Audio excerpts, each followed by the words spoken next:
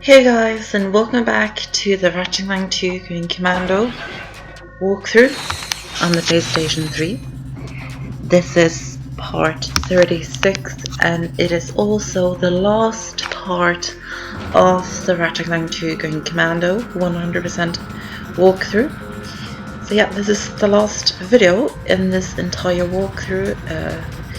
It's been 4 months since I uploaded the first part, so it's been 4 months this walkthrough, and we are now at the last part. I have really enjoyed it, but we'll get into that later. In this video, I'm going to show you how to get into the Insomniac Museum in this game, and I'm also going to show you absolutely everything that is to see inside the Insomniac Museum. So I will show you how to do that. So you want to go to the Silver City on planet Bolton. You can access it through the specials menu, but I think that's after you've been to the Insomniac Museum already. So after you've been to the Insomniac Museum for the first time, I think that's when you can access it from the specials menu. But there's 2 ways you can do this. The first way, the one that I don't use, is that you have to come to this area right here, and then you see this fountain. I'm just going to kill every enemy that's around here before we do anything. With the rhino too that I got in the previous part. So you see this fountain right over here that I just walked past. You want to jump on here, and you can see that there's a teleporter right here. This teleporter will be active from 3 AM to 3:59 AM. I think that's for every continent you're from. I think it's from 3 AM to 3:59. I think that's what it is. That will be active from 3 AM to 3:59 AM, and that teleporter will take you right to the Insomniac Museum. But I'm going to show you another way to get inside it. If you come here on the grind rail, you just want to ride the grind rail a little bit, as you can see that I am doing right here. And then when you come to this area right here, you want to do this, and then you want to glide over here. So you're kind of gliding off the path, and this is outside. You can, inside this glass thing right here, this is where we were in route. You can see enemies down there and stuff. What you want to do is that you want to go over to the building right over here. You can see this grey building with the blue circle thing on it right here. You want to go to the side of it over here, and then you can probably hear some enemies. You just want to push against the building, jump down a bit, and then jump up again, and voila, you are inside of the building. And there are a few enemies inside here to greet you. Take care of them, and there's a teleporter right here, and the teleporter will take you to the Insomniac Museum. So you will enter this ship cutscene right here. I think the planet that the Insomniac Museum is on is called Burbank/Dantopia. I think it's Burbank, Dantopia, but here we are in the Insomniac Museum, and we're going to get some information. This is Mike Stout. I'm a designer at Insomniac Games. Hi, welcome to the Insomniac Museum. Here you'll see some of the great things that never quite made it into the game, and you'll learn a little bit about life here at Insomniac Games.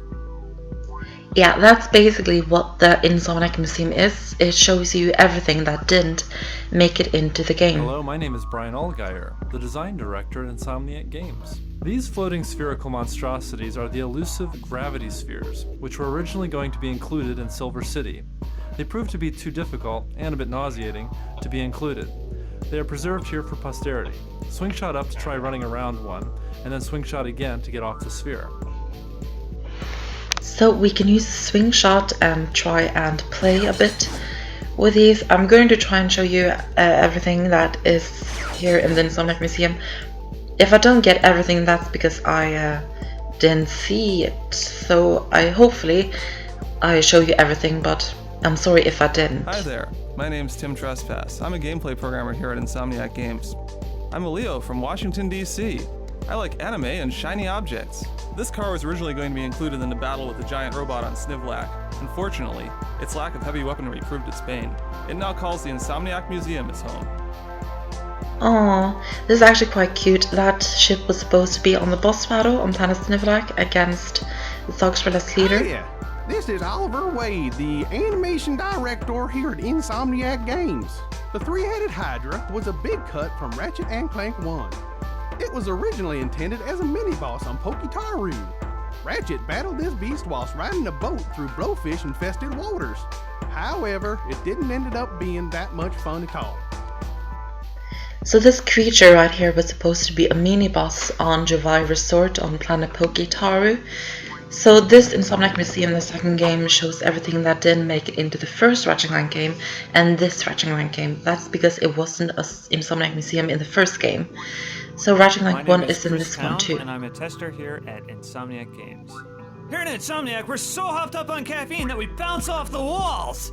You can do the same with these gravity ramps. That guy is crazy. Yeah, you can pretty much just jump on the walls as you see now. Not too interesting though. You have seen similar things before, so that's not really too amazing, to be completely honest. I'm going to try and take everything that's on the outside and then I'll do everything that's on the inside. You saw a little sneak peek right there of what's in the heart of the Insomniac Museum. We'll just go over here and take a look. We'll take a look here first. Hello, this is Pedro Hastines. I am a gameplay programmer at Insomniac Games. This little widget was used to test our new chunk system. We lovingly call it the corn system. Notice how all the breakables in this game are much prettier? Well, that's corn working hard for you. Give it a whack and see what it does. We'll do just that. You can see that's pretty nice actually. Mike Stout here. Fear the random robot NPC. This robot never made it into Ratchet & Clank 1 because of the fabled Day of Poultry, when chickens swarmed over our offices and pecked the computer, holding this mechanical darling to pieces. We were able to retrieve her eventually, though. So, Insomniac is quite infamous for all of these crazy sayings. They always say that chickens have went into their office and all of that stuff, but yeah, you can choose for yourself how much you want to believe all that, but it's quite funny nonetheless. Hello, I'm Carl Grande, the QA manager here at Insomniac Games. This gadget was originally intended for Ratchet & Clank 1. Unfortunately, it didn't make the cut, and so never saw the light of day. It now makes its home here at Insomniac Museum, gone but not forgotten. That's really sad actually. I think that's quite sad. It's too sad. Take a look here as well. Chris here. This helmet was the original model for the Hologuise gadget in Ratchet & Clank 1. It was eventually changed to the handheld model you see in the finished game for reasons unknown. However, we once again suspect it was due to the squirrels with hacksaws. Yeah, sure. So that was supposed to be the original. That is the original model for the Hologuise in the first Ratchet & Clank game. But it doesn't look like that in the game. My name is Corey Stockton and I'm a designer here at Insomniac Games. This monstrous robotic squid was created for one of the Ratchet & Clank 2 prototype levels.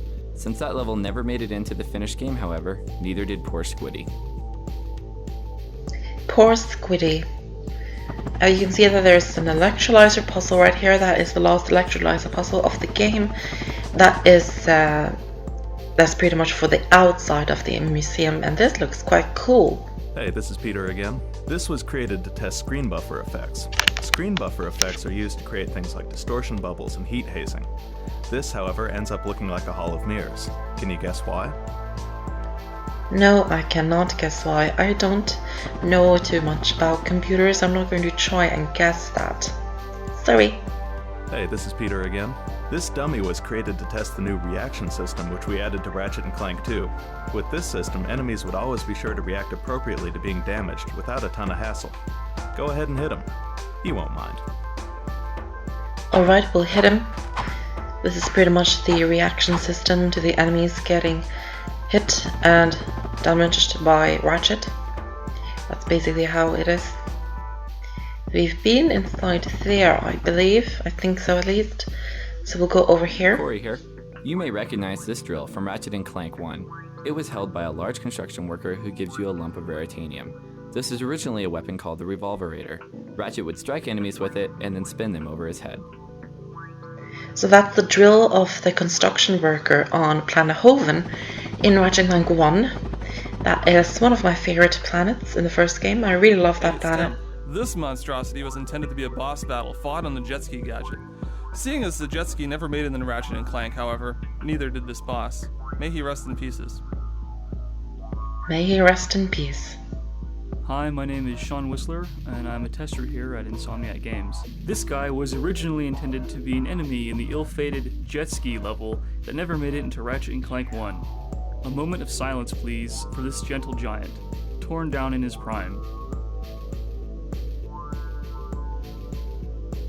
Sorry, I just had a moment of silence for him, as they said I should, so I did. So, we're going to see if we find something else over here. This is quite cool. I really like this, actually. Hi, I'm Leslie Matheson. I'm a designer here at Insomniac Games. This was intended to be the water system for Ratchet & Clank. However, as even this little patch of water taxes the game engine to its limits, a modified and severely optimized form was what eventually made it into the game. To see this patch in action, press circle. So, to see the water system in action, press circle, and this is what it does. This water looks really good though. I think it looks amazing. This water, for a PlayStation 2 game, this water is quite good. I'm not playing this on the PlayStation 2 though. I'm just playing it on the PlayStation 3 remake. But this game is originally for the PlayStation 2, so yeah. I think we've done everything. This car was originally going to be included in the battle. No, we've already done this, so I'm not going to show you guys this. I think there's a few more things that I haven't showed you here. For example, this one. Sean here. Don't worry, Ratchet. You wouldn't have had to fight this monster even if he did make it into the game. This giant bug ship was intended to act as scenery only, flying from place to place to ensure high detail on buildings, while leaving the play area open. He's quite cool. I think there's a few things over here that I haven't showed you guys. It's the effect thingies, like these ones. I will show you them. Hi, my name is Tony Garcia and I'm a programmer at Insomniac Games. This wonder of an explosion was created especially for Ratchet & Clank 2. Its extreme versatility allowed it to creep into many different places in the game. You'll even see it in the electrolyzer puzzles. Stand on the blue pad to make your own explosions. So you can stand on the blue pad right here and make your own explosion effect. I don't really understand all of this, so I'm just going to change some of the numbers just for fun, but I don't really understand it still. I can kind of see the color changing though, but I don't really understand it, to be honest, so I'm not going to do much about Tony it. Garcia here. This little demonstration allows you to create your own shot effect.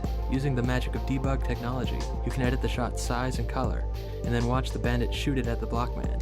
Don't feel too sorry for the blockman though, he's evil. Alright, we'll try and do that.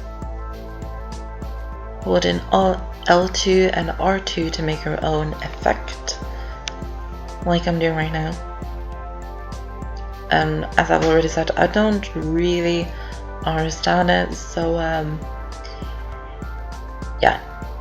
You can probably make these effects really cool if you know how to work it, but I don't know how to work it, so I shouldn't really do that because I don't know how it works. That's the wrong way to go. We're going to go back up here, and I think we're going to go to the left. I think there are a few things to the left that I haven't showed you guys. Not here. To the left, I said. Here we go. Inside here, I think? Yeah, here. Tony Garcia here. Using these 3 blue pads, you can edit the 3 particle effects in the center of the room. Go ahead, play around with them. You can achieve some truly great effects this way. So yeah, you can change the effects of these. I think it looks like fire actually. I think it looks a lot like fire.